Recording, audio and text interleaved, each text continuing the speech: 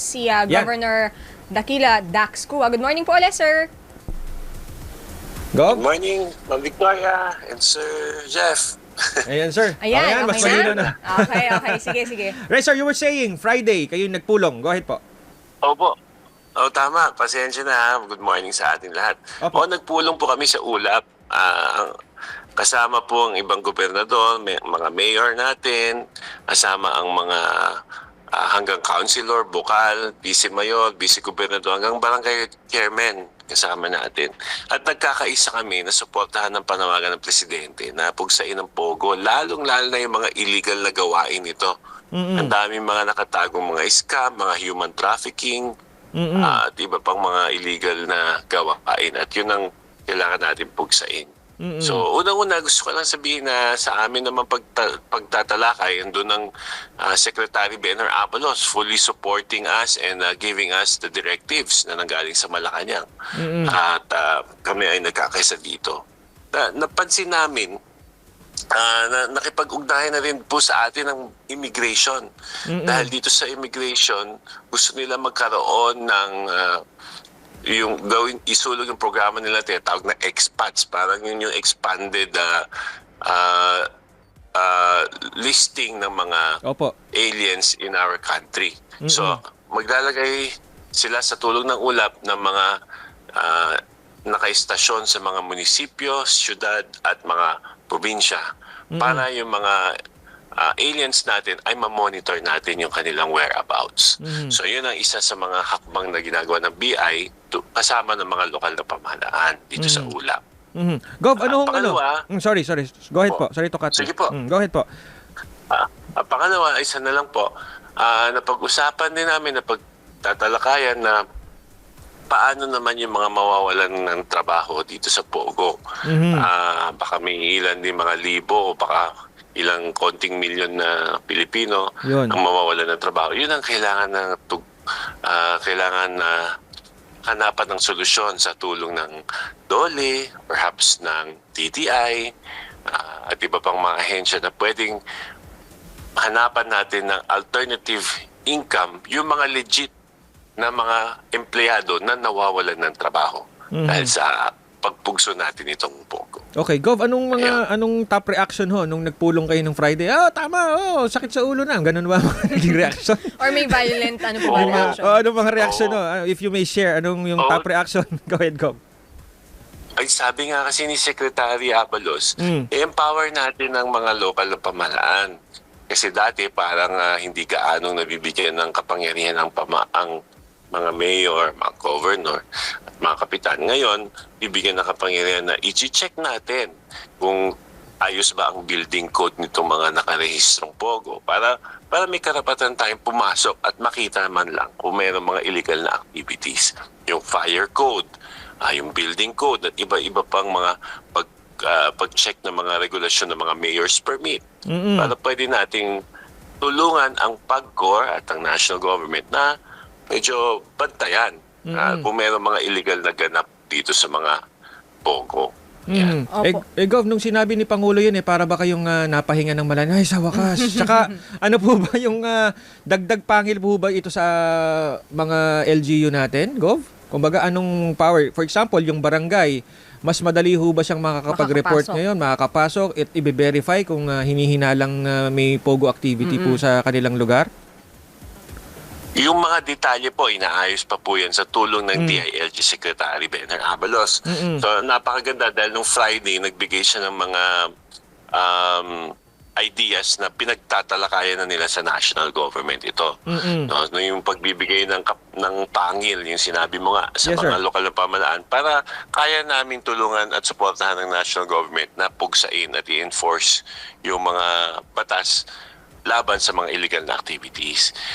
Pero yung mga detalye, inaayos pa. At maasa kami makikipagpulong din sa amin ang PNP, ang DILG, at iba at marahil pati ang PAGCOR para lalo kaming makapag-unawa kung ano yung mga pwede namin gawin in support of the efforts to drive out the illegal Pogo activities.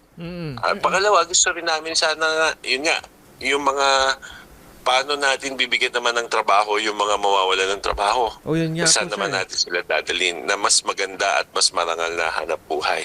Yun naman po. Yung mga, I'm talking about the mga Pilipino, hindi naman yung Opo, mga yun nga po. Yung mga, illegal alien, no? Yung mga Pinoy na talagang nagtatrabaho, naghahanap ng trabaho. Opo. Sir, saan, alam nyo ba sa ulap kung saang area sa ating yung- bansa yung marami-rami talaga, yung mga illegal, sir, ha? Kasi yung legal plotted naman yan ng PAGCOR. Pero yung illegal POGO, sir, would you know? Well, ako naniniwala, wala man sa akin ng information mismo. Sa akin mismo wala. Pero yung mga gobernador na nakikipag-ugnayan sa kanilang mga mayor at sa kanilang mga barangay chairman, I'm sure yung mga barangay chairman at yung mga mayor na nakatutok sa kanilang mga lugar, di man nila wala man silang direct knowledge sa mga nangyayari, nakakaamoy yan kung ano yung mga illegal activities na nangyayari doon. At yun lang mismo, may idea na sila, a big step forward na yun para simulan pugsain yung mga illegal activities. Kasi ang PAOK, sir, at ang ilang senador of the belief na hindi talaga magpa-prosper itong mga illegal na POGOs na ito kung walang tulong ng local authorities, ng local government. So, kayo po, sir, sa ulap, ano po ang inyong directive sa inyong members? Kasi pinaghihinalaan po talaga yung ilang mga local government authorities po natin.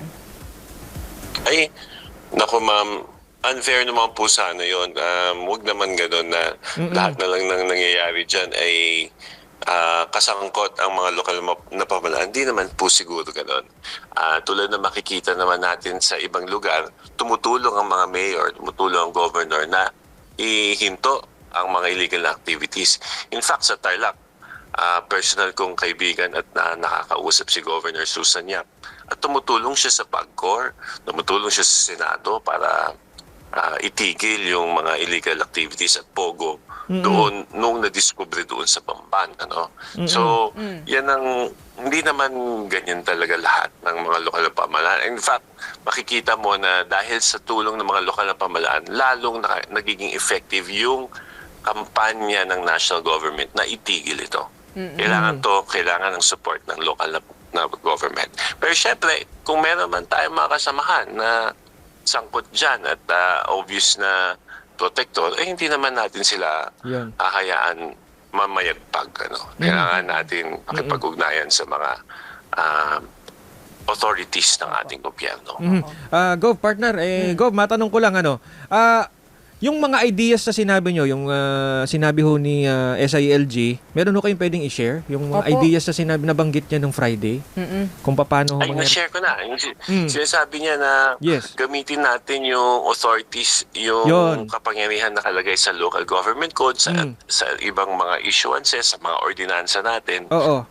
In fact, yung ibang mayor at ibang governor na nagbanggit sa akin, meron silang idea na pasa ng mga ordinansa sa kanilang mga lungsod at sa kanilang probinsya para bigyan kapangyarihan ang Office of the Mayor and Office of the Governor na pasukin ang mga premises ng mga nakaregister na POGO. Kasi dati yan, nasa mga export zones yan, nasa kung ano-anong special agreements yan at licenses, kaya ang hirap pasukin. Pero ngayon, tulad ng sinabi ng ating Secretary Abalos, gamitin nyo yung kapangyarihan ng lokal, yung pag-inspect nyo due to the mayor's permit, due to the fire code, building code, at iba't iba pang mga authority ng lokal na pamahalaan. Gamitin nyo yan para kayo ay makapagpasok o makasilip sa kanilang operasyon at makatulong sa pagpugsa ng POGO.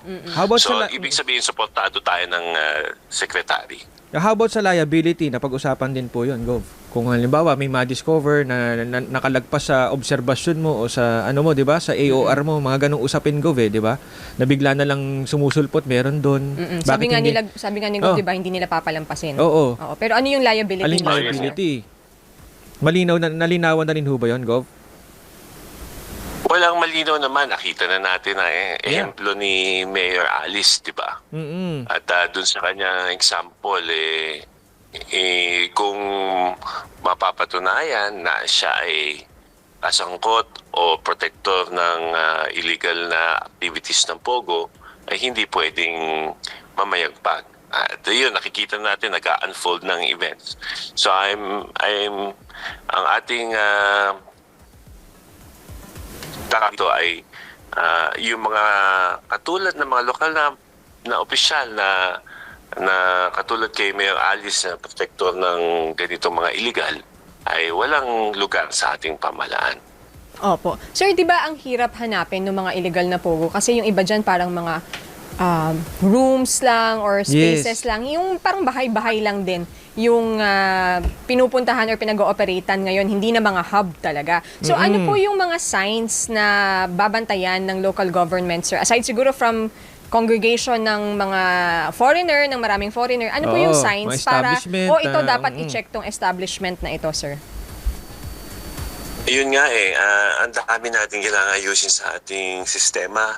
Sa totoo lang, Ma'am Victoria, kasi pagka ang isang negosyo naman ay nagre-rehistro, kumukuha yan ng permit, hindi lang po sa mayor, hanggang sa barangay po yan. In fact, kaya nga mas effective itong magiging campaign natin dahil kasama natin dito all the way from governor, mayor hanggang barangay. Pati yung mga mambabatas natin sa lokal, kasama natin. Okay. So, ibig sabihin, pagka nagrehistro yan sa barangay or kahit sa mayor, tapos napapansin natin yung kanilang mga activities ay hindi nagtutugma doon sa narehistrong activity, red flag na agad yun.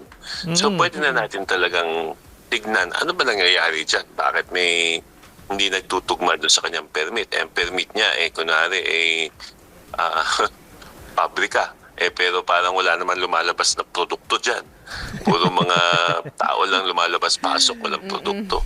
So, ibig sabihin, nakakapagtaka. Pwede nang simulan na gawa ng paraan na ayon sa local code, maipasok natin ang mga tao natin dyan sa lugar at magkaroon ng inspeksyon. So, Gov, mula doon, makipag-ugnayan na tayo sa PAGCOR o sa DILG kung meron tayong napapansin. So, ibig sabihin, Gov, kasama rin doon sa power. For example, kung mga nasa private subdivision sila, di ba, ganun din ho yung ginagawa, nangungupahan doon.